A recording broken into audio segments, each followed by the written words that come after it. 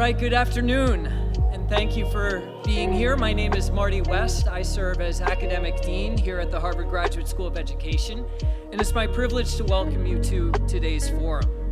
The Ask With Education Forum is our premier event series at HGSE, a regular opportunity for our community to come together in person to discuss the most exciting opportunities and most pressing challenges facing our field.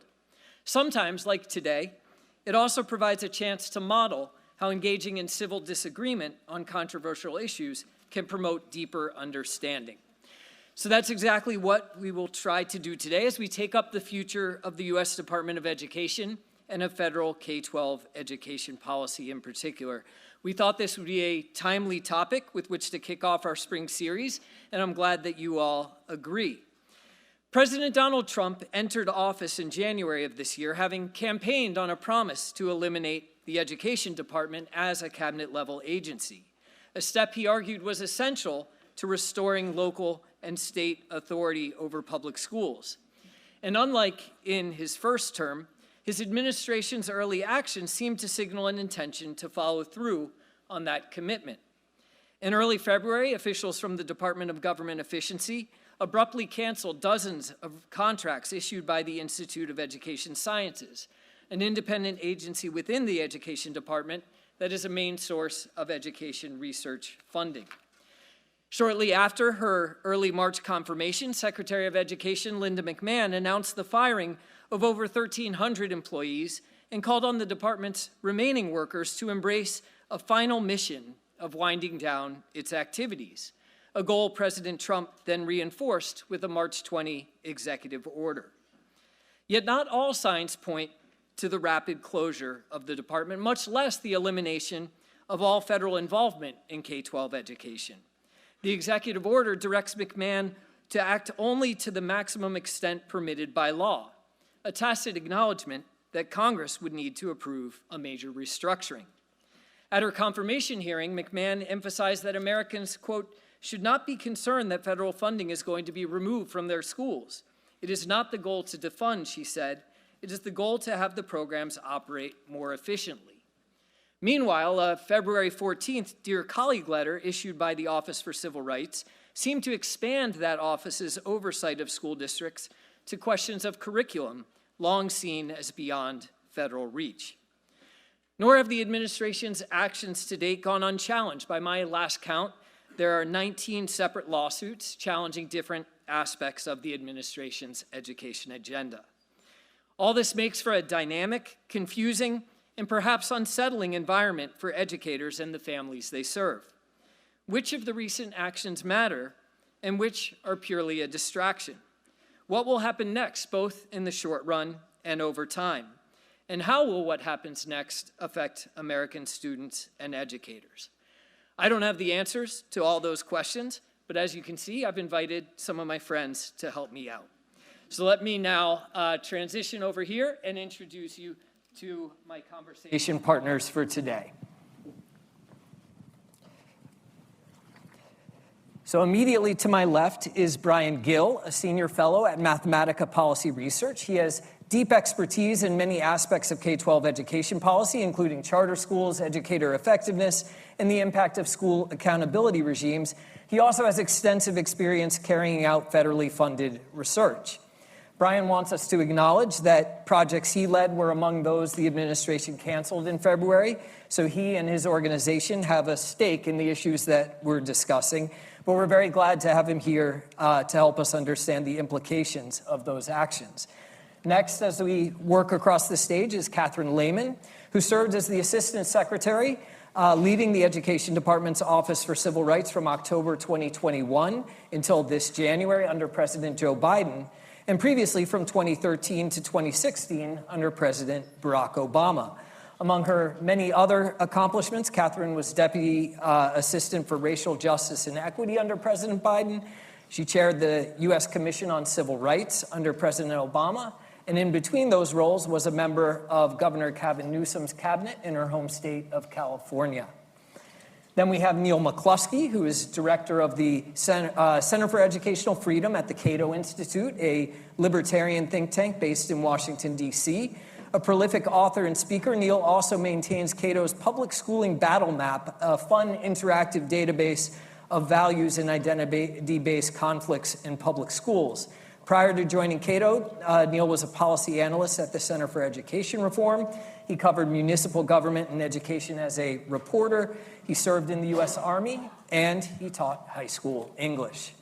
And then finally, we have Andrew Rotherham, co-founder and senior partner at Bellwether, a national nonprofit that conducts research and consulting for governments and nonprofits working to improve educational outcomes for marginalized youth.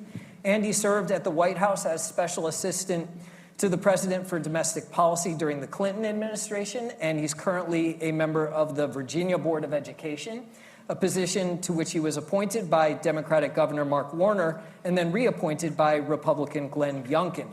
And he was, to my knowledge, the OG education policy blogger and continues to write, including a post today, to share his observations and opinions at eduwonk.com. And he's a great friend of HGSE who has served on our school's visiting committee. So please join me in welcoming our panelists.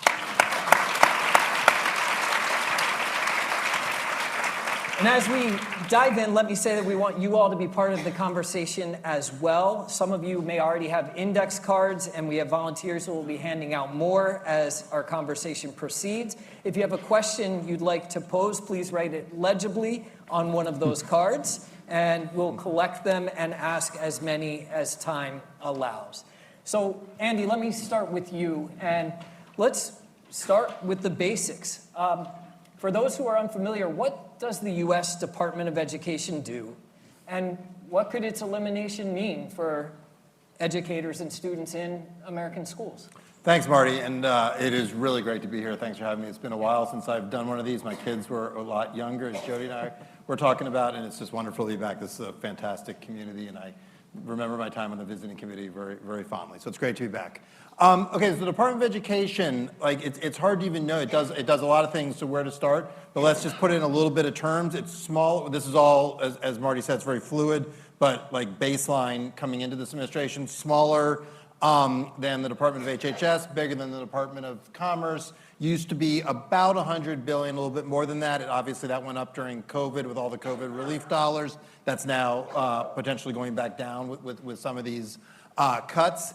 It has a number of offices, everything from special ed and career and technical education to the Office of Post-Secondary, the Office of Elementary and Secondary, which will be familiar to a lot of you who work in elementary and secondary education. But I think rather than each individual office, it's more useful to think about sort of three big areas.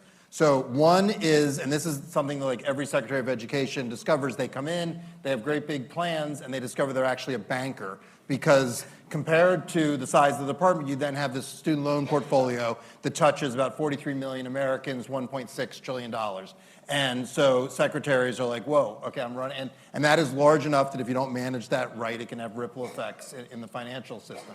So that's the first big piece. The Office of FSA, so student aid, they give out Pell Grants, which I'm sure are familiar to many of you, loans and so forth. The second area is research, and Brian's going to talk a lot about that. That's IES. That's a much smaller role, and that's everything from things like the NAEP, there was just a NAEP score release recently that you've heard about, the Nation's Report Card, to various contract and evaluation research that the department does, its own research agenda. And that's the first agency that DOGE went into, and we can talk about that in a minute. And the third is sort of main ed, which is all those programs I was talking about. So large drivers, special education, the IDEA program, Title I, programs serving English language learners, programs serving teacher professional development, things like this. And so what has happened so far, as Marty said, there hasn't actually been programmatic cuts, and that's in part because the way Congress spends this money, the money's already obligated and spent and out to school districts. You're going to hear there's a little bit with some COVID money that the department is attempting to claw back or make people renegotiate. But the big drivers of funding, so Title I, IDEA, that money's already spent. So they laid off a lot of staff, and the department also has regional offices around the country. Which honestly, an interesting thing happened in Washington is a lot of people were unaware of the department's regional footprint. And so it's offices around the country and so forth. So between sort of layoffs, buyouts, and so forth, they shrank it by about half, but there's the caveat that Marty put up. all of this is being litigated. So like there's just an enormous asterisk on at least everything probably I'm going to say describing it and my colleagues, because this stuff is being challenged and so forth in court. So what could you see? If they cut the funding, then you're obviously going to see impacts in schools. And the old thing is people are like, well, the federal government only spends 8% or whatever, which is like, technically, it's an average, right? But as we know, averages can be, can be misleading. I was going to make some joke about the Red Sox batting averages, but it's already been a tough spring yet. Too soon. Averages can be misleading, and in high poverty school districts, that money, they often get substantially more, upwards of 30%. So having that money clawed back. And in terms of the politics of this, which we can talk about, it's important to remember that money gets spent in red communities, it gets spent in blue communities, red states, blue states, purple states, so everyone's affected. And so members of Congress, that tends to be something that they view less through a partisan lens than a more parochial turf lens. So that's the first thing you can see, and I think that remains to be seen what Congress does with the budget. Second area is education research, and I would say there's a slow fuse on this. I think the NAEP is really important. I think the iPads data, a lot of this stuff, but you're not going to see like a clamor from parents in the field if like we don't give the NAEP, or if some RCTs have been stopped, and we should be honest about sort of that, and the regional labs. And in fact, we can talk about some of the silence on some of this stuff has actually been deafening, and may send a signal. But that stuff's a slower fuse in terms of but we'll start to lose the ability to know what's going on. And I'll just use one example. We look at like the NAEP scores. In most places I go, if you told people Alabama, Mississippi, and Louisiana are really doing an incredible job on literacy. They're doing an incredible job for historically underserved kids on literacy. Black kids in Mississippi, for example, are making much faster progress than black kids in Virginia. Like, you get laughed out of the room. People are like, "What are you who's this crazy person? What are they talking about, Mississippi?"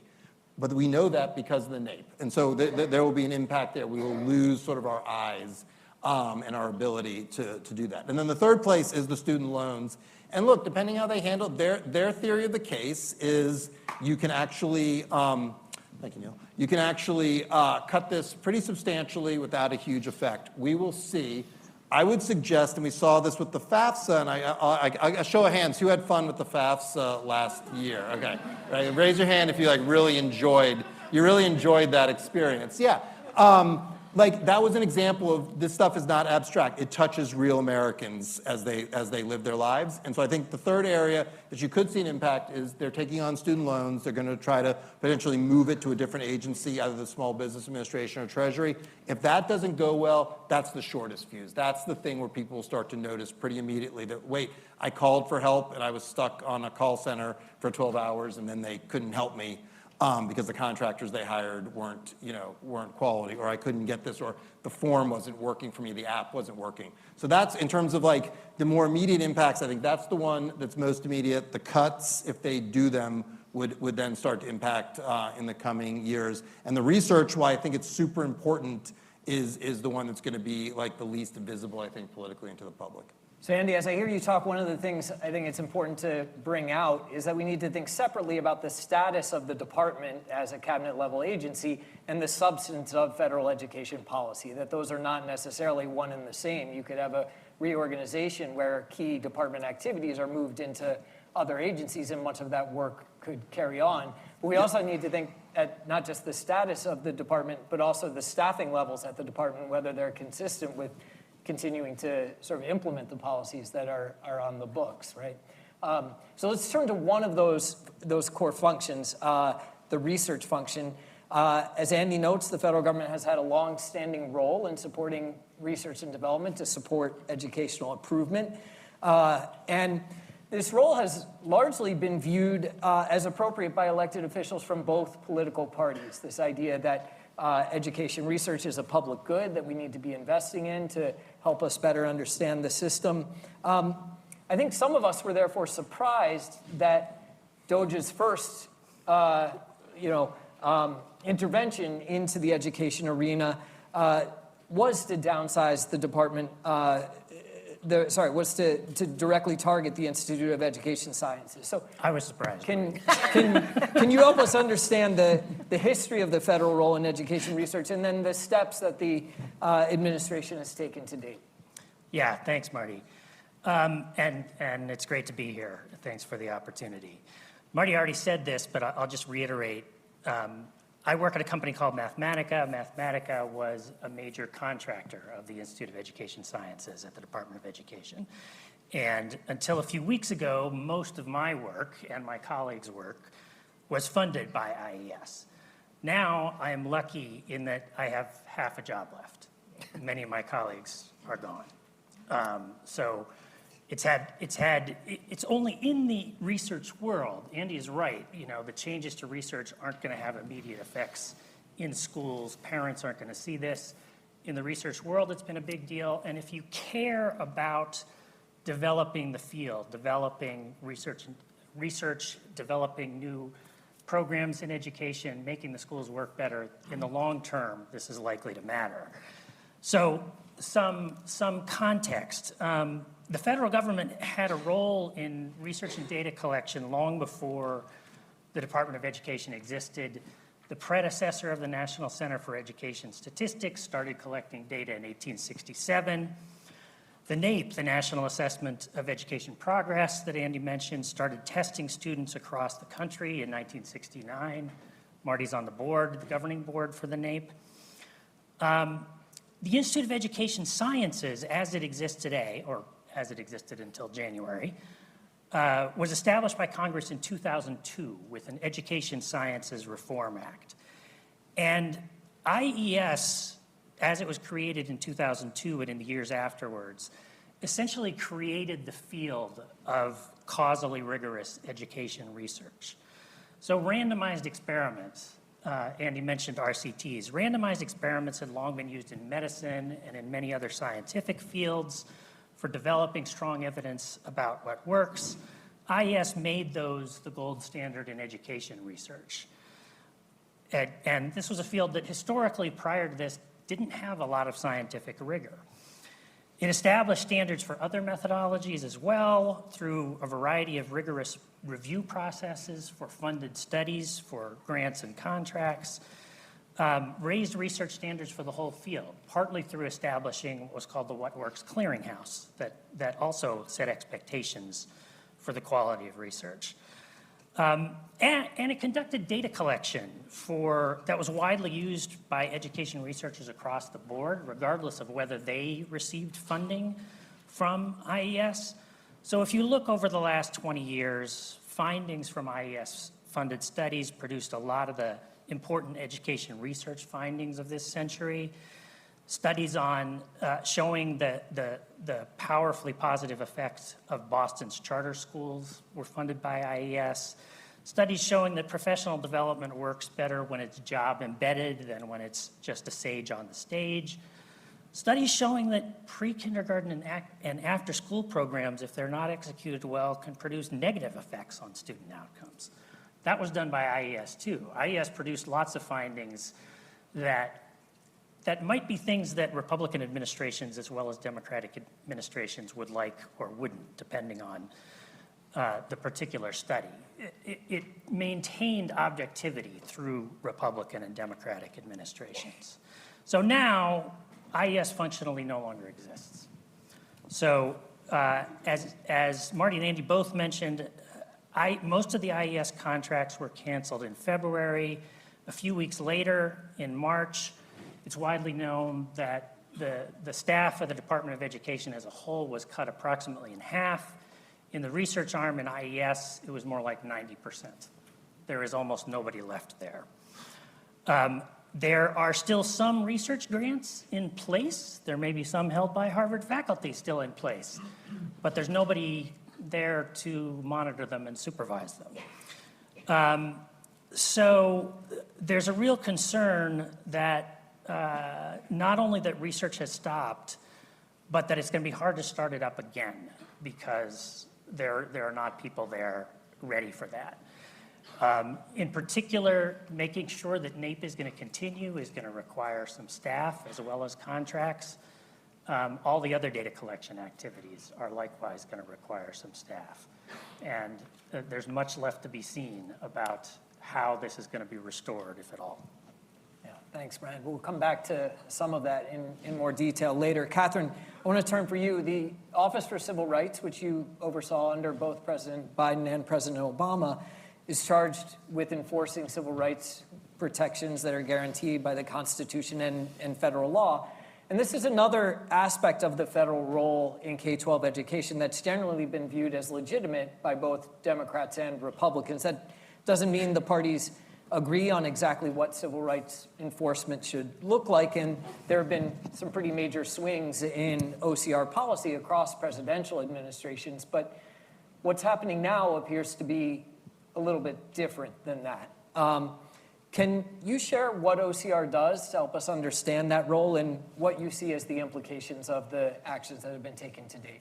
Sure, I will say to my friend Andy that I was surprised not to hear the Office for Civil Rights in the major functions of the Department of Education, which is fundamentally a civil rights agency, and the Office for Civil Rights is the law enforcement arm. The Office for Civil Rights was created by Congress originally before the Department of Education, when we were still at HEW, to enforce Title VI of the 1964 Civil Rights Act, which guarantees that no person will experience discrimination based on race, color, or national origin in public programs, which include education. And then since that time, Congress added additional jurisdictional bases to the law enforcement authority of the Office for Civil Rights, principally with respect to sex discrimination and disability discrimination. So, these are hugely important charges. The guarantee is that no person in any of the public schools that are funded by the federal government, so that's all of the P-12 public schools and virtually every college and university in the country, will experience discrimination on any of the bases that I mentioned. And that's core to our national aspirations for who we will be, that each of us will be respected, protected, and supported for who we are, and that we will not experience discrimination on any of those bases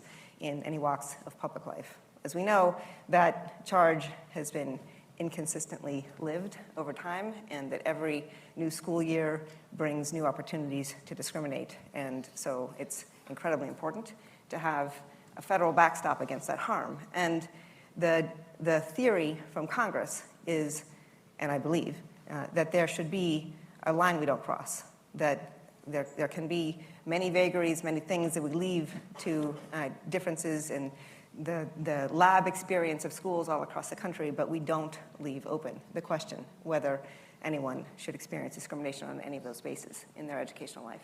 And I see some of the people from the Boston Regional Office for OCR, which had a lively existence until a few weeks ago, and will be clapped out tomorrow for their final day for staff, which I enormously regret.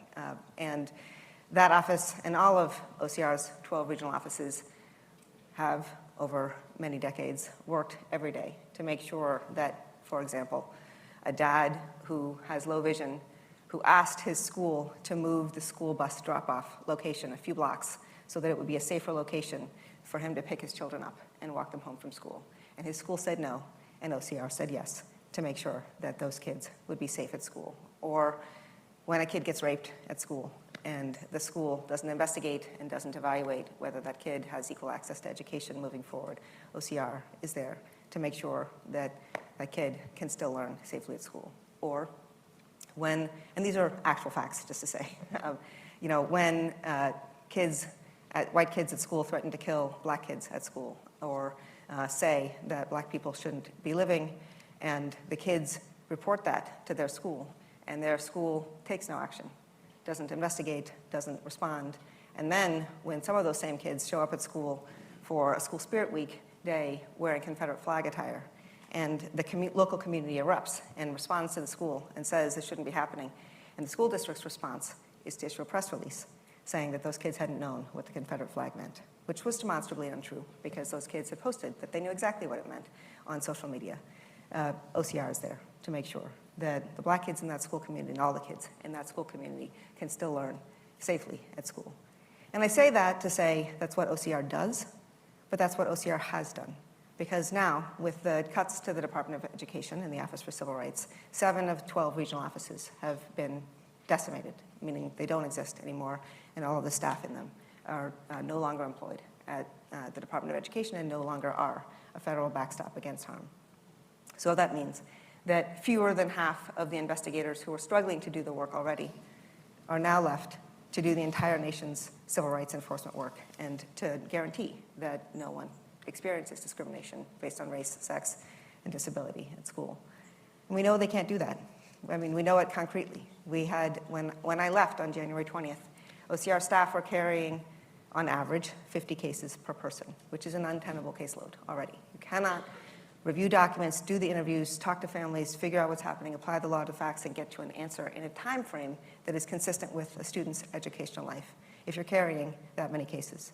And now, with more than half the staff gone, the staff's average caseload will exceed 100. And that means that people will not get answers, that students will graduate not knowing if the federal government would be there to protect them, and school communities will not get the relief that they need. And we know that. We know that going into it. That is the design, to say that we will no longer have a federal backstop against them. So it's incredibly dangerous, the moment that we're in. I think it's incredibly disingenuous to say that we could proceed in a way that we have expected and that Congress has guaranteed to each of us. And I'm sick about it as the former chief civil rights enforcer in the nation's schools, and I'm sick about it as a mom of 2 students who are trying to learn, because I know that every day that my kids are deprived of an opportunity is a day they don't get back. And we know that kids are going to have years, sometimes forever, in their educational careers, not having the answer, that there were staff who are expert. There's the repository of the best minds, the most expertise on civil rights in schools anywhere in the country in OCR, ready, thriving, willing to do the work, aching still to do it now. So this is a really dangerous moment for us in the country. Thanks, Catherine. There's a lot we'll want to come back to in that as well, but I want to, Neil, get you into the conversation, and I'll out you as being someone who was on the record in favor of eliminating the Department of Education long before President Trump became a player in American politics, before it was cool. And it's still not cool, just to say. I'm used to not being cool, so let's keep going. I'll expose my uncoolness. So in your view, Neil, what is the problem or problems that eliminating the department would solve? And do you think the current Trump team agrees with your answer? Yeah, so the first thing I should say, especially since I'm uncool, I'll try and get some cool points back, is it is not anti-education to be against having a federal Department of Education. I'm going to try and lay out very quickly why that is. I think a lot of people hear, well, you know, a Department of Education, education's good, we want the federal government to be doing things that are good, and we assume it's good. But there are lots of things that go into this, including unintended consequences. But I think the first one that we need to talk about whenever we talk about something the federal government is doing is this constitutional? And I think it's actually pretty clear that the Department of Education is not constitutional. That is because the Constitution gives the federal government specific enumerated powers, and that's all it has. And nowhere among those specific enumerated powers is control of education. And this was not accidental. When the framers created the department, they expected, when they created the federal government, the national part of that, they expected that the national government would do actually very few internal things. The job of the federal government, the national government, was largely protection from those outside and to make sure that states didn't erect barriers against each other.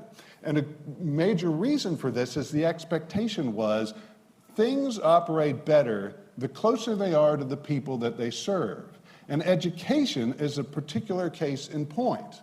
The people who are most concerned about their kids are the parents. Communities are particularly concerned about their kids. And the further away you get, the less people know the unique individuals that children are. And so we want to be very careful to guard against national sort of almost bludgeon kind of solutions to problems. And so the Constitution didn't do this by accident. The expectation was that education would actually be primarily the family and then communities, because that's where kids lived. And those are the people who cared the most about them. If we want to use a fancy term, it's subsidiarity. I like to throw that out. It makes me seem even less cool. But subsidiarity for those who like to use the term. And so we talk about things that the federal government's doing that, and I certainly think they're trying to help. I don't actually think anybody is trying to hurt anybody with a Department of Education. But you can see the degree to which the federal government moved beyond the idea of the people closest to the families or the ones and the children who make decisions by where we were 10 years ago. The federal government originally said, well, we're going to do compensatory funding mainly. We're just going to try and equalize resources between lower income districts and higher income districts. And many people warned that with money would come controls. And by 2015, we were on the verge of the federal government essentially dictating curriculum, or at least the standards that put a box around curriculum, with something called the Common Core, which was plugged into the No Child Left Behind Standards and Accountability Framework. That was completely antithetical to what the federal government was supposed to do and what was said they would do through most of the debates as the federal government started to get involved. And so there is a very serious concern that whenever the government, any government, but in particular the federal government, funds something, it'll eventually control it. And the idea that we should have essentially one answer in education for all kids, I think makes no sense. Eventually there was kind of a bipartisan or, I don't know, bi-wonk revolt against No Child Left Behind and the framework and Common Core would seem to reduce education to a test score, but that's the very real danger of centralizing authority in education. And that's why we're so concerned about the Constitution and the constitutional order and having states and having laboratories of democracy. Now, I'll say, so that I'm a little more cool, civil rights enforcement is a job of the federal government. I'm not sure that I think it should be in OCR versus DOJ, but we're not saying that the federal government shouldn't be enforcing civil rights. That's through the 14th Amendment. And so we can discuss the degree, the extent, but that is something that we think they should do. But sort of connected to that is something you mentioned, the public schooling battle map, which I maintain, which I very much appreciate, because I'm always trying to get somebody to look at it so I don't get fired for spending all this time on this map that nobody uses. But what it is about is there's a fundamental problem, I think, with schooling in which we have government-controlled schools that are for people with diverse values, and it puts us into an arena of conflict, whether we like it or not, to decide whose values win and whose lose. And it's particularly concerning to me if the federal government is the level at which that happens. Everybody that is in the arena, and we start to force decisions about fundamental values differences that very good people coming from different perspectives, but who are well-intentioned, can have disagreements on what is the right way to do things in life. It can be about what books are age appropriate for kids to read. We want those decisions to be made, ideally, by families and educators, working voluntarily with each other, but we want that happening in communities and states. We don't want one answer being imposed on everyone. And that's really a concern that I have, is that we amplify polarizing, divisive values clashes and trample on liberty in the process. Now the question is this what the Trump administration is thinking? I don't know. I have followed what the Trump administration has talked about. I haven't seen them invoking the Constitution a lot in their discussion about increasing the department. You don't say. I don't know. Maybe they do in private. I just haven't heard it. And so I don't think that, at least from what I've heard, that they're making a constitutional argument. I do think they're making somewhat a subsidiarity argument, saying it's better if we put states in charge. And I have heard sort of a laboratories of democracy argument of let different states do different things, and that makes sense. We learn by enabling people to try lots of different ways to approach a problem and see what works, and I think that makes sense. What most concerns me is I talked about values battles and values clashes, and it seems that the Trump administration is fully willing to use the federal government to drive their values and not others, And this is something that I'm concerned about, and I haven't heard them discuss. Well, maybe we should allow individual families and communities to make their own decisions. Great. We'll come back to that in just a moment. I want to go to what you said just before that, this sort of area of convergence between your thinking and what we're hearing, at least at the rhetorical level, from the Trump administration, and that's the importance of restoring state control over public schools. And Andy, I want to come to you. Is that something that, as a member of the State Board of Education in Virginia, you would welcome? It seems like, there would be more decisions for you to make. I mean, particularly if the major federal funding streams are protected in the way that Secretary McMahon has suggested they will be. Why wouldn't you prefer the freedom to align policy and how you use those funds to your state's goals free of federal oversight? Well, Marty, as a Massachusetts board member, would you like to? I'm asking the questions tonight. It's a great question, and I'll use as an example of Virginia why it should be a partnership, and where I differ from Neil is, I think, first of all, this is conditional aid. States can say no to it, and there's precedent that they have, and generally what they decide is, these are important goals, and we should do this. That's most notably on IDA. So I don't see the unconstitutional issue. I do see issues with overreach and all the normal leaky bucket, all the normal stuff that you see in public policy. So yeah, we want more flexibility, of course, and there is stuff where we would like to be able to have more control, design our own things. I think if we end up having a conversation about that, that could be a fantastic conversation to have. But you've got to have these guardrails, and the reason I will, first of all, you can just look like the broad sweep. Generally progress for people who've been underserved or whose rights have not been respected historically in this country, it ultimately comes with that federal framework. You can find examples of states leading the way, for sure, but you don't find that sort of systemic change until the federal government gets involved. And that's whether you're talking about gay Americans, disabled Americans, civil rights, obviously, and African Americans and Hispanic Americans, like all these things. And sometimes that's the federal government acting through the legislature, sometimes it's the courts, it's a combination. You just can't find a counterexample. And in Virginia, for a long time, the game was, how do we get out from under these federal accountability rules? And we essentially had a system of accrediting schools that said, if a flat percentage of kids was passing the state tests, which were not particularly ambitious and so forth, the school would be fully accredited and it would meet the accountability requirements. And what that meant in practice is schools with really high percentages of, say, black kids who weren't doing well would still look like they were doing fine. The federal government came in and said, you've got to start disaggregating that. We sort of bobbed and weaved to try to get around it, unfortunately. But that federal pressure was important and led the way. And this is where this stuff gets, I think, like, it's always, especially right now, it's a very hopped up sort of time. This is not all left-right. So the governor who came into Virginia and said, what are we doing? This accountability system makes no sense. It's obscuring what's actually happening for a lot of kids, particularly kids who've been underserved. That governor was Glenn Youngkin and said, we need to have an accountability system that's honest and reports this way. And look, I'm not naive. I'm at Harvard. I'm sure many of you don't share his politics. But I would just submit to you that these issues can sometimes be more complicated.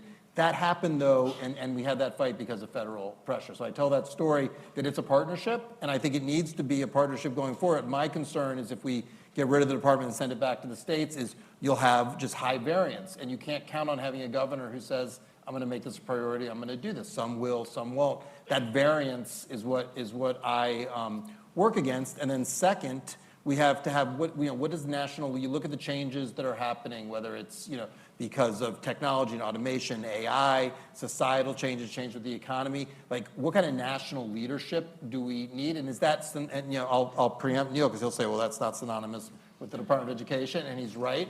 But I would argue that cabinet level leadership in terms of what does it mean for us to be competitive? What sort of partnerships we need to have with the states? How do you protect those rights? That is a national role. But yeah, the states, and I think what you're going to see is most immediately some red states coming and asking for flexibility.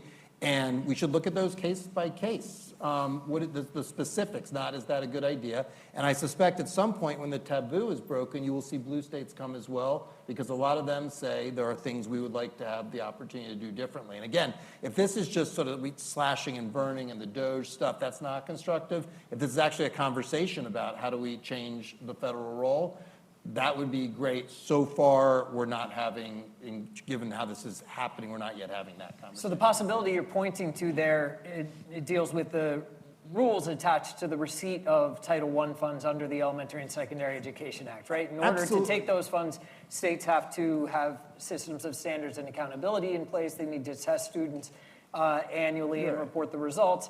And some of those requirements, the secretary could legally waive. And Marty, we need to be, we need to be intellectually honest here. Now, because everything's so hopped up, there's this element of presentism. These programs were not working great for poor kids, for disabled kids. IDEA, the problems are legion. Should we get rid of it? Of course not. But we should be honest that this was not some Eden-like state, and then Trump came along and we've had this fall. We had the pandemic and scores. In Virginia, we're back to 1990s levels of achievement. We had the biggest learning loss of any state. We've had real stubborn, I talked about some of the states that are doing a great job, but that shouldn't obscure. We've had some real stubborn progress in a lot of states. And so, yeah, there's plenty of room for that conversation. What we're getting now, though, we are not getting that. And Neil's last point that I do hope we come back, we're not getting sort of let's reset the federal role. We're getting let's just make it work in ideologically in a different way, and that's that's not productive. So there might be a way to get to states as laboratories of experiment within the framework of federal oversight. Yeah, this might be inside baseball, but the person who's been appointed to be deputy secretary, Penny Schwinn, she was the state chief in Tennessee, very well bipartisan, high regard for her. Kirsten Basler, who was the president of the Council of Chief State School Officers, which is the sort of advocacy group that represents state chiefs, also super well regarded. She was nominated to be elementary and secondary. So there's a chance you get those people, and then we start to have this conversation. But you can't lose sight. You have a highly ideological West Wing that wants something different, and then you have DOGE, which is just completely unprecedented and so very unpredictable. And so it's very unclear, 4 years is a long time, but it's very unclear which of these factions is going to end up emerging. Catherine, let's come back to the concern that Neil cited at the end of his remarks there, which is that despite the administration's rhetorical emphasis on restoring state and local authority, some of their early actions have ironically extended federal authority in new ways. And one example of this was this Dear Colleague letter issued by your former Office for Civil Rights on February 14th. Can you help us understand first what a Dear Colleague letter is, and then what made this Valentine's Day example so exceptional? Yeah, it was issued on Valentine's Day, but I'll answer what a Dear Colleague letter is, and then I want to situate it in context of what is so exceptional about how this administration as a whole is responding to K-12 education. And I totally agree with you that it's not honest to say that this administration is trying to return education to the states. It's just not. But one of the tools that the Office for Civil Rights has in its enforcement arsenal is to tell the regulated community, schools, what the law is, as written in statute by Congress and as articulated in the regulations that the department enforces, and how the department applies the law to particular facts. And so it typically does that in a Dear Colleague. It's a Dear Colleague to colleagues in education all over the country saying, pick your topic, here's what the law is, and here's how it applies. That, probably unsurprisingly, would suggest that the department would cite the statute, cite the regulations, cite any cases, describe the ways that the law applies, and give its best judgment about that particular topic area and the legal conclusions. On February 14th, in this administration, the Office for Civil Rights issued what purports to be a Dear Colleague letter, but is actually a broadside about what this administration and the political leadership now in the Office for Civil Rights wishes the law was, but that no court has said it is. And in point of fact, as recently as this last year, the United States Supreme Court declined to say what is in that Dear Colleague letter about how schools can and cannot use race in admissions, among other contexts. So that the use of the Dear Colleague letter on February 14th is a Dear Colleague letter in name, but not in actual practice. It doesn't cite any law. It doesn't actually support its claims. It makes new rules about the application of Title VI, which is the race and national origin and color discrimination protection law from Congress, how it applies to particular facts, and states new principles that no court has actually adopted. So, my hope is that schools understand that the law is what it is. It is what it was already before the February 14th Dear Colleague letter, that Dear Colleague letter doesn't actually make new law. The Department of Education, the Office for Civil Rights, doesn't have the authority to write law. It has the authority to describe what the law is and to help school communities understand and apply it. But that Dear Colleague letter, as bad as it is, and it's quite bad, it's consistent with the way that this administration is operating with respect to education, with respect to civil rights, with respect to law, generally, actually. And we've seen from the president several executive orders that are specific to DEI, that are specific to K-12 education policy, that likewise decide to try to make law and to tell school communities all over the country what they must and must not do, which is, to your point, Neil, not returning to the states the decision-making about how to apply the law, but actually being quite directive, more directive than any administration ever has been in the history of this country, about what can be taught in school, what you could say in a school, what you can teach in a school, what you can do in a school. It's astonishing just how directive it is, and to be really concrete about it. The K-12 executive order requires that all instruction that is about history be unifying. What does that even mean, first of all? I mean, when we describe what is unifying, I actually think it's void for vagueness because we don't know what it means. But is it unifying to describe my mother's experience riding the back of the bus in Richmond, Virginia, before and after Brown versus Board of Education, because her schools were segregated by law? That she went to school only with black children because her schools required that? Is that unifying, or is that just our facts, right? Are we allowed to talk about what the actual history in this country is or is not? There's also DEI executive orders saying that we don't do DEI, but what does it mean? And Linda McMahon, at her confirmation hearing, testified she didn't know what it meant. She couldn't answer what was in that executive order. So then, how is it that our school communities could possibly know? How could they possibly comply? So it's a catch-22 for them to be set up to fail, to have federal funds revoked, to be slapped on the wrist for doing something wrong, when you can't know exactly what is right or what is wrong, and it's the federal government telling you what you can say, what you can read, what you can do in your school. That is the most Orwellian version of education that we have ever had. It is so scary to me. Brian, let's come back to you on the research front. I noted that the federal role in R&D has long been accepted, but that doesn't mean that how it's been carried out, and IES in particular, has been free from criticism, right? Critics charge that federal contracts are wasteful and inefficient, that the research grants IES issues defer too much to scholars' academic interests rather than addressing urgent national priorities, that flagship products like the What Works Clearinghouse that are meant to inform state and local decision-making aren't doing so effectively. So why shouldn't we be open to a radical overhaul of the federal research infrastructure, particularly if the administration is saying that it's going to protect key activities like the NAEP? Could what we're seeing amount to a form of zero-based budgeting, where we're sort of starting from scratch and allowing people to make the case for bringing back the most important activities in a more efficient manner? Yeah, thanks, Marty. I mean, there's a couple of answers to that, I think. But the first one is sort of a piece with what Catherine was saying, and to some extent what Andy was saying earlier, too, which is that the notion that somebody is actually looking to overhaul and rebuild seems to be belied by what's actually happened with the staffing and with the cancellation of contracts that are essential for monitoring anything. So, like any bureaucracy, IES's efficiency could be improved. It could and it should be more nimble. It was making some successful efforts in that direction with things like the School Pulse Survey. It should be a little better at keeping up methodologically. It was making some progress in that direction too.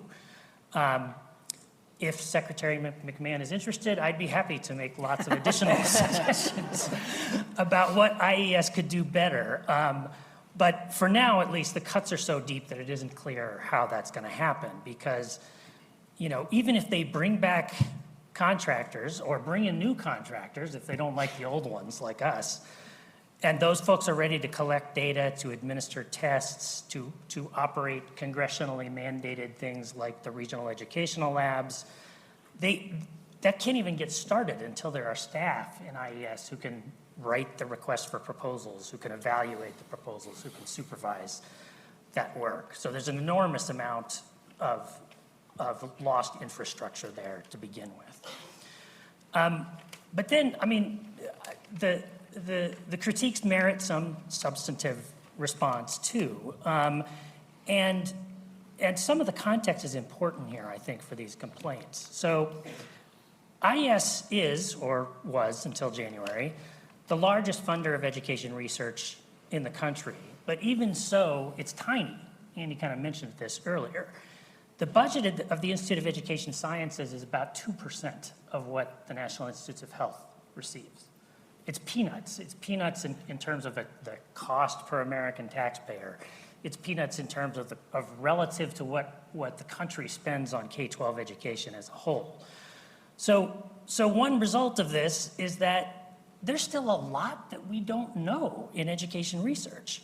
So it's simultaneously true that IES has made very big contributions to knowledge in education. Some of that has been codified in the What Works Clearinghouse.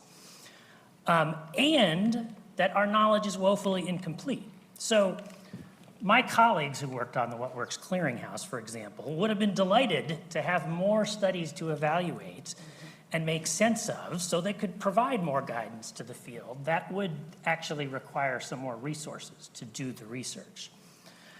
On the question of the you know, whether they're looking at the right issues rather than stuff that is of national interest, it might be true that there should be more coordination of research activities, but I also think that I'm a little sympathetic to an argument that is something like what Neil made, that from the perspective of the best research and development, there's probably nobody who knows everything about that and what the right questions are.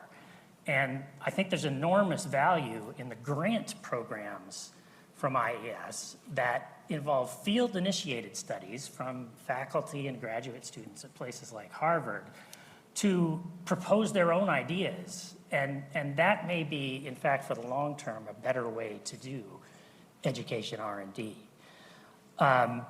So, you know, there's a lot that could be better, but the fact is, when they do get around to restarting it, as I hope they do, there's going to be a lot of the infrastructure at IES that was there that's going to have to be recreated. We can talk more about the specifics of that later.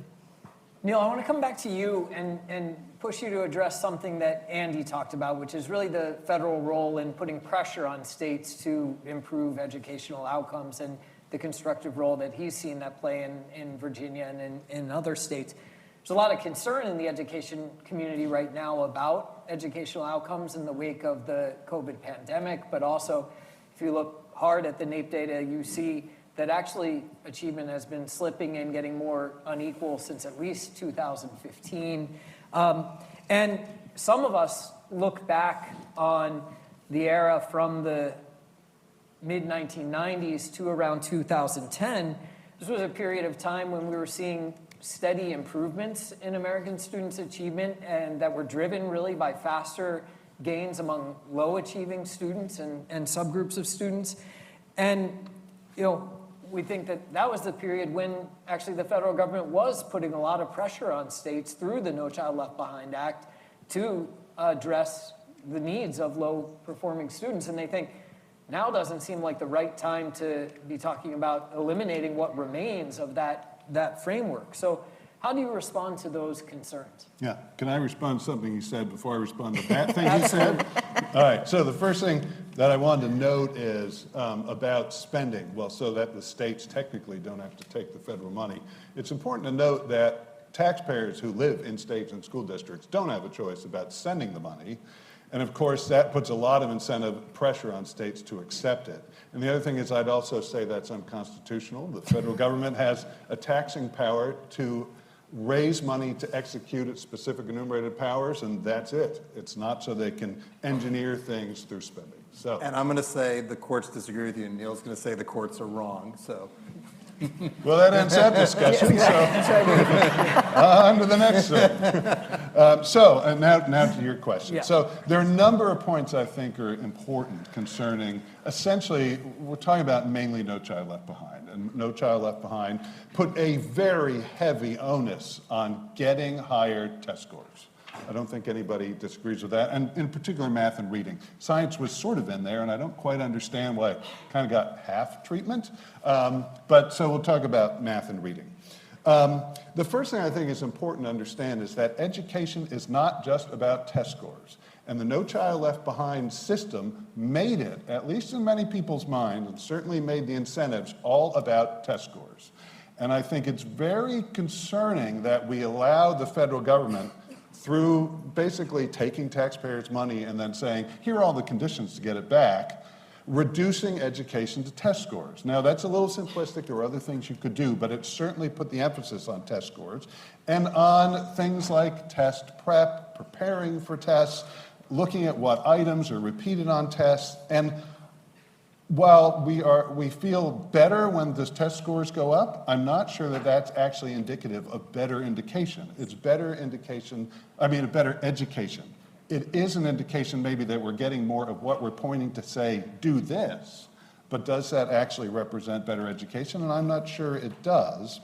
I'd also say there were certainly some gains, but I don't think that, and I'm all for gains, by the way, but I don't think they were huge, but more important, I don't actually think they were sustainable.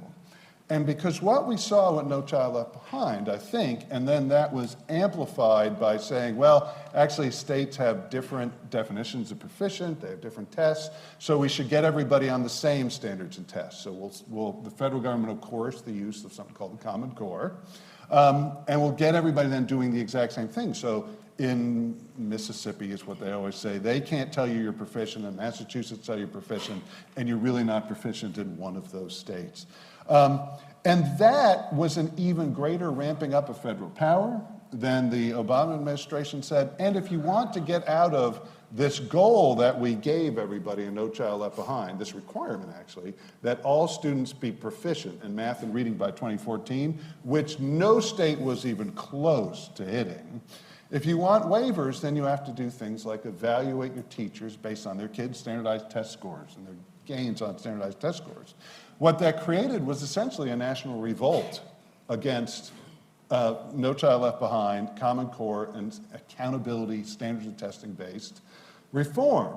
And I found myself in a very unusual position where Randy Weingarten and I are like, boy, we hate the federal government's involvement in education.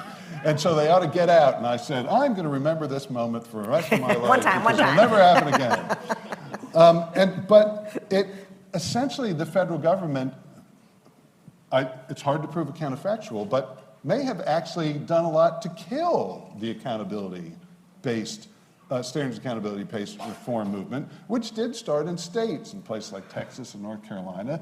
And it seems to me that if we'd allow it to be more bottom-up, to be something that happened at states and communities, that it may have been more sustainable because it didn't feel like people were having it done to them by some distant government that wasn't listening to them, that didn't care what they had to say, and instead it was something coming from a government that was at least closer to them. Now, again, you're right in saying none of this is perfect. It's not like I'm saying, well, states do perfect stuff in the absence of the federal government. They don't. But I think for supporters of No Child Left Behind like reforms, it's important to remember it started in states, and I think there's a good argument that federal overreach is really what killed it. And now many people will say, even who like it, that it's just a non-starter to return to standards-based reform, at least at the federal level. Well, one of the things I will say something for Neil before I disagree with him. Neil really is one of those principal people you're going to bump into on this. You bump into a lot of people who, they're like, well, if he's got the federal government now, we return to the states, it's going to be great. They're laboratories of democracy. Why can't you see that? And I feel like Neil engages with the trade-offs. He has a vision of the constitutional system and so forth that we can disagree about, but he engages with the trade-offs that are inherent. And I think that's actually like part of the problem with this is everybody sets up these arguments that are not that are easily falsifiable. I feel like there's a big butt coming. No. The part where I will disagree with, and then I'll disagree a little bit with Catherine, because I think it illustrates some of the problems here. With Union, I'll just say, I do think those test scores tell us something, particularly those early grades literacy tests. And to Marty's point, we were seeing the kids who were the lowest achieving kids, who disproportionately are poor kids, black kids, Hispanic kids. They were making real gains during No Child. And you can say they were making gains because we were pointing at them and making states do that. But I think that's a good thing. And those tests, we can argue about testing all day long, but those early grade literacy tests, they do tell you something, and they're fairly actually predictive of how well you're going to do later, and also the basic numeracy. So I think that is important. I don't disagree at all with everything you said about overreach and so forth. And I feel like one of the things that no one's talking about right now is they're treating Donald Trump like the weather, like it's just this thing that just happened, rather than this is downstream of a whole bunch of stuff, school closures, the stuff you're talking about, a bunch of culture war stuff, all of it. And so what we're seeing shouldn't surprise us. The place I want to disagree with Catherine, I mean, I'm not going to, if you're looking for someone to defend their dear colleague letter on the 14th, it was literally like missing a footnote. It was just, right, literally. It was sloppy work. Yes. And it was, all this stuff is too vague. We have like an absolute pandemic of vagueness now. And so courts are saying like the executive order is in trouble in court because of that. There's like, these terms you're using are simply too vague. But if we're being fair, like this is like, Obama and Biden did a bunch of this stuff that federal courts have struck down and said this is extra legal and was a broadside. Like the problem here is twofold. One, everybody gets in this area, I'm going to sound a little like Neil, everybody gets into power and they want to do stuff, and it's really hard to do stuff when Congress is broken. And so you've had all of these various administrative actions. I mean, Joe Biden was forgiving student loans, I'm sure like some people are like that, but he was just doing it on the regular without legal authority. The court ultimately said, no, you can't do that. And so we have a fundamental problem of the Article 1 authority. Congress is just simply broken. They're not doing their job. They haven't for a long time. I mean, pick an issue, the Dreamers. Like, Congress loved to have press conferences and browbeat, like, we should do something about the Dreamers. It's like, yeah, gosh, if only there was some body of people with the constitutional authority to address this. And so, like, you get this constant push to the executive branch, and that's where we are. And it's just sort of escalated and sort of like boiling a frog. These executive actions have gotten more and more intense, and that's where we are. I think it's a problem. I think like this idea of you're going to do, however many it was, day one executive actions is absolutely not what the founders envisioned, and it's just a huge problem. But we should talk about sort of why we're here, and it is, I would submit, it is a bipartisan problem, and you can look at Democratic administrations and Republican administrations and find actions that the courts have said this is a broadside. So one thing as a state official, these dear colleague letters, I mean, talk about they sound so charming. A dear colleague letter. How nice, I'm getting a dear colleague letter. Like it's one of those things like sweetbreads. Very badly named. Not what they say it is going to be. And as a state person, I will say I wish we would really rein that in. And I am somebody who is in the school that if you want to make something great again, make Congress great again, they need to do their job. And a lot of what we're dealing with is downstream from that dysfunction. I appreciate that perspective. Let's do a couple quick questions about that. Get back to this theme of separating bureaucratic organization from the substance of policy. Catherine, would it really matter if OCR were moved to the Department of Justice or into the Department of Health and Human Services? I see some nodding in the crowd. That's the OCR crowd, yes. I suspect you've answered this question before, so help us understand why that would matter. So I'll say a couple things. One, it matters hugely if OCR is moved. It also matters to atomize the various parts of the department in general. The Congress in 1979, when it created the Department of Education, it did so because its experience, as it said in the congressional record, was that diffuse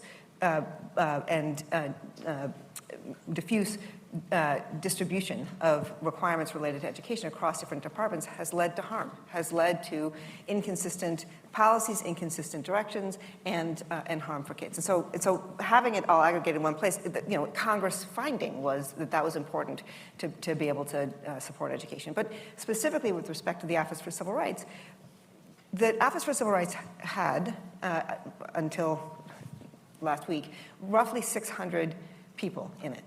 The Civil Rights Division of the Department of Education, its Education Opportunity section, doesn't have 20 people in it. So it's a huge aggregation to bring over to the Department of Justice if they were to move, and that would be hard to manage. The Department of Justice litigates. The Office for Civil Rights at the Department of Education engages in administrative enforcement. So the Office for Civil Rights' charge is to act whenever, let's quote, whenever it has information that the law may have been violated. So the Office for Civil Rights doesn't pick and choose its cases. If it has jurisdiction, it opens a case, it resolves a case, and it addresses harm where it identifies harm. The Department of Justice and its litigation function picks and chooses.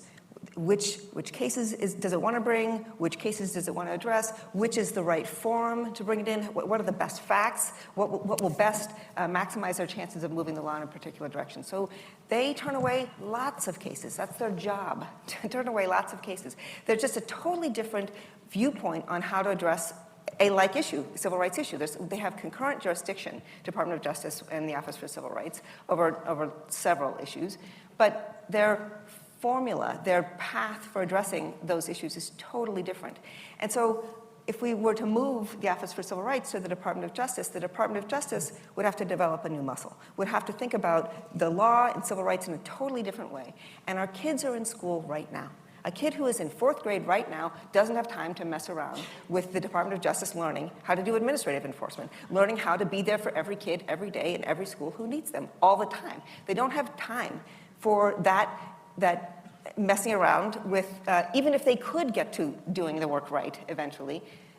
Our kids are in school waiting today, and that would be damaging in itself. Separate and apart from that, there's real value in having the Office for Civil Rights embedded in a department that thinks all day long, every day, about education, that thinks about school. So when the Office for Civil Rights says, you're violating the law with respect to, pick your topic, sex discrimination, and we think you should fix it in this way, well, you want them to be thinking we should fix it in a way that works in schools. So you want the Office for Civil Rights staff to be working with policy staff, to be working with elementary and secondary education staff, to be working with higher education staff, to be working with federal financial aid staff, who think all the time about what works in a school. If they're over at the Department of Justice, who thinks about lots of things, very infrequently schools, they're not going to be able to develop that same expertise to be able to work in a way that works tomorrow for kids in school to redress their civil rights. So it's very damaging to take the unit that is the civil rights arm out of the education thinkers and to put it in a space that doesn't do what the Office for Civil Rights does.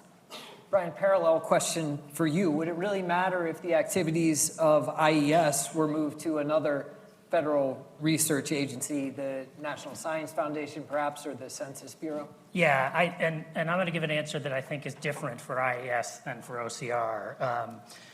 I don't see any inherent reason that IES couldn't exist somewhere else, leaving aside the fact that there is a statutory mandate for it to be at the Department of Education that goes back to when Congress was still functioning. And how many years overdue is that law to be reauthorized? Very overdue. Yeah. But apart from that, I mean, it could exist at some place like NSF if you transplanted the staff and the standards. I mean, one thing that's worth noting is that the standards of education research have been higher at IES than they have been for education research conducted by NSF. So you don't want to make sure you don't lose that. But the key point is not where it sits, it's what it does, right?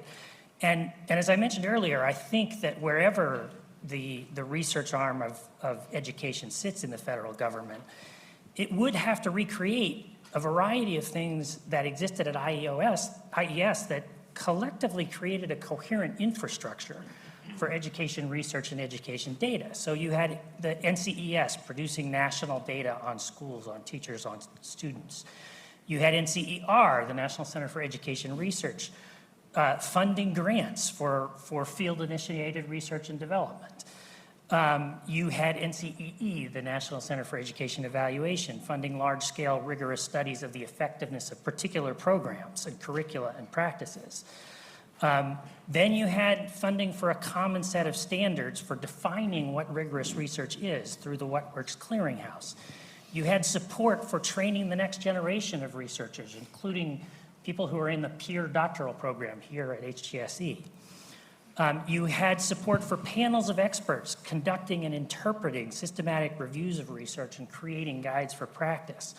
And then you had support for state and local efforts to try to implement evidence-based practices. So I want to finish here by coming to a specific example, which is that it's that infrastructure, it's pretty much many of those components that made possible what people call the Mississippi miracle.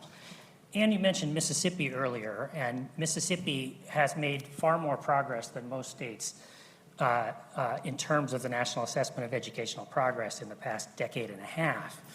Now, that miracle started with being built on rigorous research on the science of reading. Some of that predated IES, but a lot was supported by IES research grants. Then the What Works Clearinghouse evaluated and made sense of all of those studies on the science of reading. Then the Clearinghouse produced practice guides to try to help educators put those practices in place in schools and classrooms. And then the Mississippi State Agency went to their local regional educational lab to get help, saying, we need to train our teachers. We need coaching so that they can understand how to do the science of reading in their classroom. And that sort of thing that doesn't happen if something like IES doesn't exist. And I'll just note that this is a case where in terms of education policy, it doesn't matter if we're living in Neil's world or Andy's in terms of what the federal role is, that any state who wants to do this needs the R&D infrastructure to know what to do. So we've got a number of questions coming into the audience. I want to start getting to them. Andy, before we do, I want to ask sort of one more question to you to help us just think through the politics of the current moment. As I said, while doubling down on the rhetoric of eliminating the department, the administration has so far implied that it will only do what's legal. And as I understand it, eliminating the department would require congressional action. Given that, what is politically realistic, and how might Secretary McMahon and her team respond to those realities? Yeah, it should be an easy question, Marty. It's a hard question because, like, there's a huge asterisk. Like, at her hearing, she said we're gonna obviously come back to Congress at her confirmation hearing because that's what the law says you have to do if you want to undo this. The executive order that the president did in sort of a made-for-television event was actually, if you actually read the text of it, it was less an executive order than like a memo because it was legal. It said, like, here's all the stuff like you can do and here's all the stuff you can't do without Congress. And so that made it pretty short because a lot of this, more of it's without Congress. And so I would have said, like, yeah, and so far that's what they're doing. But then you look at what's been happening now at AID, which again is going to be in court. That's why, again, there's this huge asterisk where they've seemed to have gone beyond what you're allowed to do in terms of restructuring without congressional approval. So the answer, they've said the right things at education, and they've so far, legally, I think we're having like lots of disagreements, and I think that sometimes gets conflated, but not liking a policy and the policy not being legal are two different things, and some of that stuff, again, is tied up in court, but they've generally on the sort of department restructuring, they haven't yet done something but I can't say that they're not going to, like, this afternoon because it's so situational. And that just makes it very difficult to handicap. And when I saw what happened at AID the other day, I was like, oh, that doesn't bode well for the department. Because then also, if you remember, like, they went into AID and DOJ was sort of learning how to do this, which,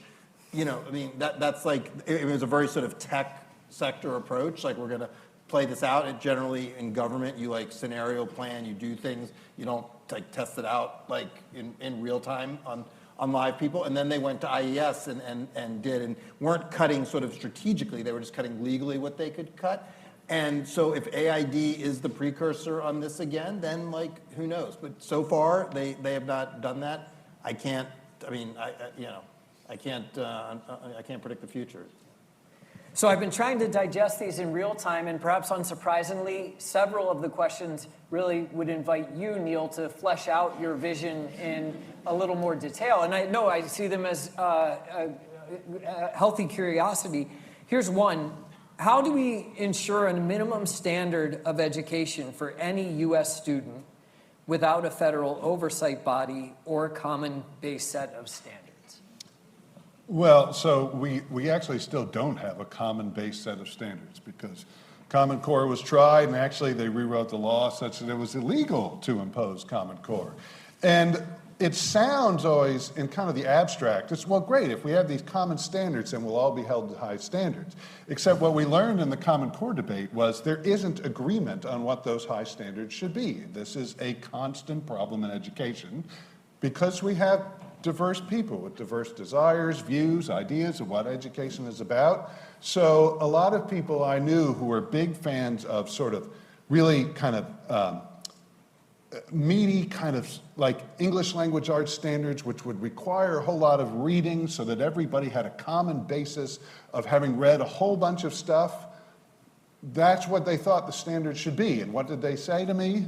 Well, we couldn't actually put almost any of that in because nobody would agree on it. So these national standards even start off sort of broken apart. They start off at this lowest common denominator level that they were kind of meaningless. And if you get to the math standards, there was simply disagreement among people who are mathematicians on what is the right way to teach math. And I actually think it's very dangerous to say we have a top-down imposed standard and we just hope that we get it right. And we make sure that there's no flexibility there because everybody has to be held to that same standard. So while standards sound good in the abstract, they're actually something that's very complicated and concerning when they are imposed from above. And now I forgot the rest of the question, so it was how can we ensure, so maybe what's the positive solution to the problem? I think you've helped us identify the problem and why you don't think the federal effort solves it. Right, so I actually think we have lots of ways to establish standards that are even national in scope, but not top-down from the government. And it's important to remember what government is. Government is essentially a legalized monopoly on force, right? It's government that can jail you or even do worse, and it's legal. When we talk about private sector, or I would just say free society, organizations and standards, what's important is you opt into them to some extent or another. And so we have lots of standards for how things are done that aren't driven by government, and we are free to choose. So if you want kind of a standardized hamburger, and you like the McDonald's hamburger, you say, I'll go to McDonald's. If you like a standardized steak, you know, a nice steak and some of the good cream spinach, whatever people eat at steakhouses. I'm not that rich. But if you like that, you go to Ruth's Chris. We have all sorts of national standards that don't have government imposition on them and that allow lots of choice for people who think that there are different things and that different things are important to them in different levels. I think about COVID was a good example of this. Different people valued safety versus educational effectiveness in different ways. Some people said, it is crucial to me that my child not be exposed to this a pathogen, and so I am only going to allow them to go to a school or accept a policy of masking and vaccination, and before those things are ready, no in-person education. Other people said, actually, I think my child getting in-person education is much more important, and we accept the risks of COVID. But when you have a top-down system, you generally say, well, sorry, we can only have one policy for everyone. And you could see where that was a problem because different people who had different needs and values and priorities couldn't get what they wanted. And one of the consequences of that was not just we couldn't give the granular answer that individual kids need, but we also had extreme division in at least some places that fed a lot of the polarization that I think it's actually brought us to the kind of political moment we're in right now. Andy, did you want to add to that? No, I just don't believe that Neil's not rich because I assume all his money's in gold. Well, one of the day, Without that safety, comment on the facts, right? So you've got to be ready.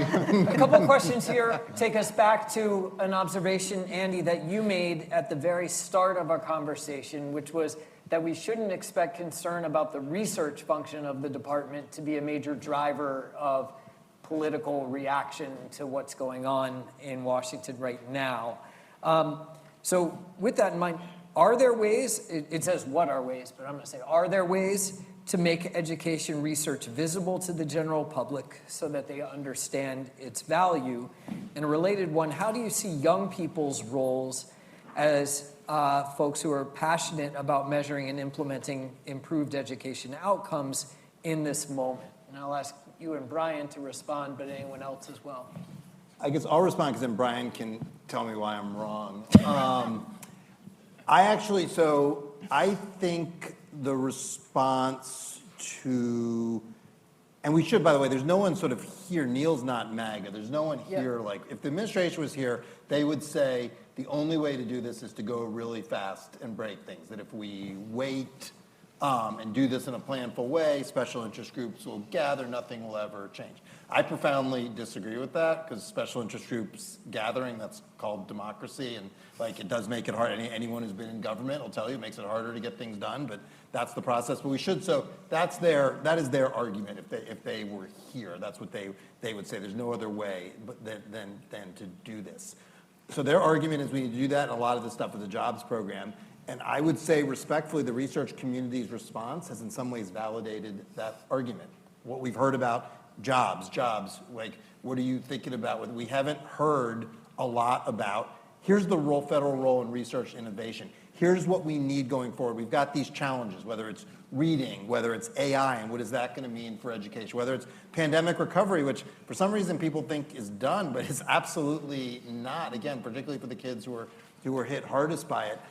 We haven't heard sort of that sort of case being made, and I worry that inadvertently that community, and this is like an impolitic thing to say, but they're sort of underscoring the argument that Elon Musk has been making, and I think that is a huge mistake. So I think the first thing is to make an argument for why this matters going forward, why this matters to a national strategy. So like, look, Donald Trump says he wants to build more ships here. I agree with him on that. I think our lack of shipbuilding here is a national security problem.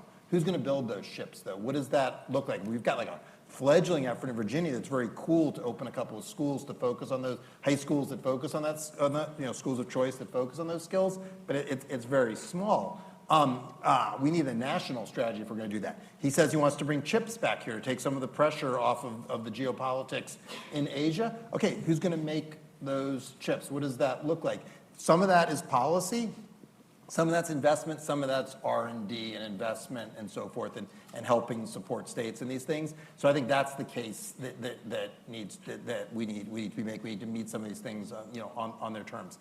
In terms of young people, like I would say, measurement is more under pressure in federal policy than I can remember. I mean, there's just enormous concern about, to me, sort of annual testing is basically a civil rights issue. It's how we get data. And don't take my word for it. Bobby Kennedy was talking about that, in the late 60s, about how if you're going to spend this money, you've got to see what you're getting for it. You've got to have testing so we can make sure kids are being well served. Like, I think the thing for young people is there's been a lot of crazy politics, particularly in that post-No Child Left Behind era, to make the case that, like, this isn't about sort of money for nothing. It's not about just throwing it out and hoping for the best, that we're serious about measuring what's going on. We're serious about accountability. We're serious about logical consequences in places that there is failure. We cannot continue to tolerate some of the failure we tolerate in this sector. And I think, like, having younger, and you see the sort of last election, the exits and the data we're starting to see is fascinating on young people and their preferences, and I think there's an opportunity there.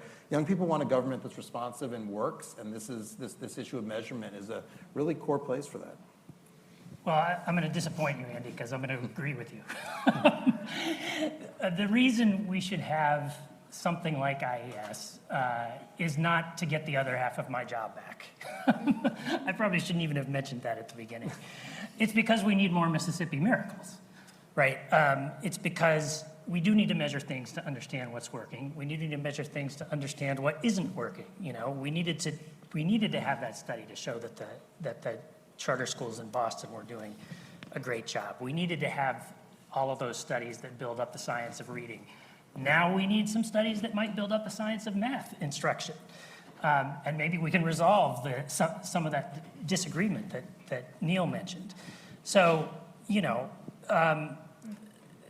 this is not about the employment of education researchers. This is about the long-term value of education R&D for improving the schools for now and the future. I have a couple things just to add to that, too. The Office for Civil Rights manages the civil rights data collection, and it's statutorily required. It's typically every other year, and it's a collection of data. In recent years, it's been a collection of data from every school in the K-12 space in the nation.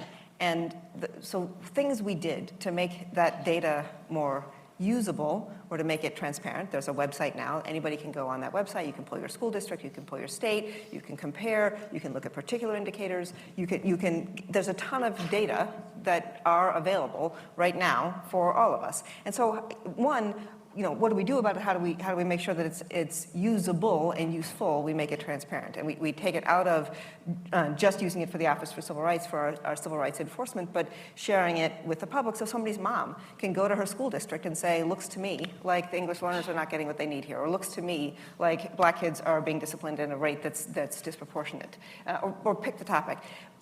But then on the ask about what can young people do, or people who are coming up in data science now, is there's a constriction in utility of data and accessibility of data. One, I haven't seen a pullback on the civil rights data collection in the Office for Civil Rights yet. So I'm hoping that, you know, we will continue to see it, and there will still be a collection, there will still be data moving forward. But two, I've been very frustrated that data, as public as it is, as available as it is, it's the data scientists at the Office for Civil Rights who are mostly crunching it and using it. And it's not data researchers who are out in universities who are accessing that data and doing more than what the Office for Civil Rights does to publish a first look, or, you know, a research paper about assault in school, or you know, pick your topic of what we saw in the indicators. It's a treasure trove of data. So for those of you in the audience who are data scientists, who are wanting to be able to access and use and manipulate data, please do. It's still there. And I think there's much more to be said about it, and especially if we aren't going to have a What Works database anymore from the federal government to tell us, so the teachers have at their elbow instruction for best ways to operate in their classrooms. Please take that equity data. Please look at changes over time, look at where we are, look at how our kids are doing, and advocate with it, research it, talk about it, share it, because we need it. I mean, it's such a scary moment to be losing access to that data and losing access to the federal scientists and the federal financial support for that data usage moving forward. So those of you who have the skill and are willing and interested, you know, please do more with it than we have been. Can I say, I'll be the anti-research guy too.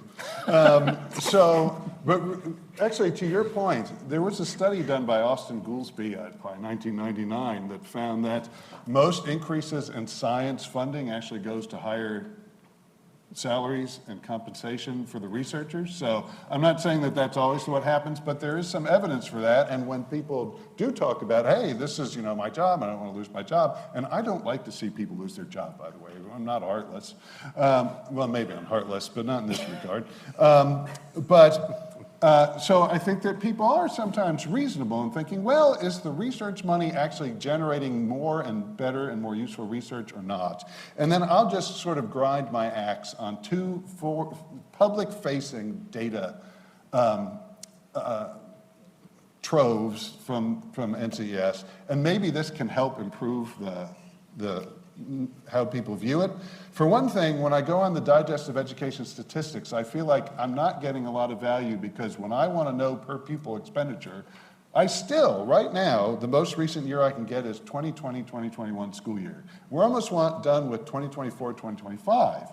If it's not going to be updated more often, I might feel like I'm not getting what I want. And then this and is... you might need more people to be able to do that. I mean, just to say, that's where we are. Well, maybe, except You know? it wasn't getting updated when it had all the people. And I think that a lot of people think, and I think, We always hear that we need more people, and maybe we should try, well, what if, can it be done with fewer people?